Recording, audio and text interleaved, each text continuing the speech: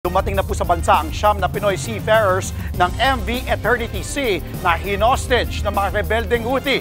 Nagpasalamat naman si Pangulong Bongbong Marcos sa gobyerno ng Oman na tumulong sa pagpapalaya sa mga Pinoy na tripulante.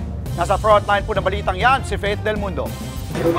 Nakauwi na kagabi ang 9 na tripulanteng Pinoy na binihag ng mga rebeldeng Houthi mula sa inataking MV Eternity Sea noong Hulyo. Sinalubong sila ng kanilang mga kaanak pagdating sa NAIA Terminal 1. Bago ito, nakabalik na ng Pilipinas noon ding Hulyo ang 8 nilang kasamahan. 3 naman ang nasawi at 1 nawawala nang lumubog ang inataking barko.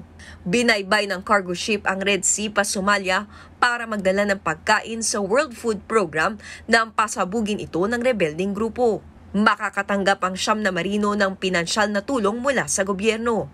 May libre rin silang medical at psychological consultation at tulong pangkabuhayan para makapagsimula muli. We know na mababakante sila in terms of work. We will be providing counseling and medical assistance also. I think it will be tomorrow. We'll have some sort of a one-stop shop para under one roof makausap na nila yung agencies to restore all their lost documents. That the mission is complete and it's done. Things happen, but we're just glad that they're back home safe. Pinasalamatan naman ni Pangulong Bongbong Marcos ang Sultanate of Oman dahil sa pagliligtas sa ating mga kababayan.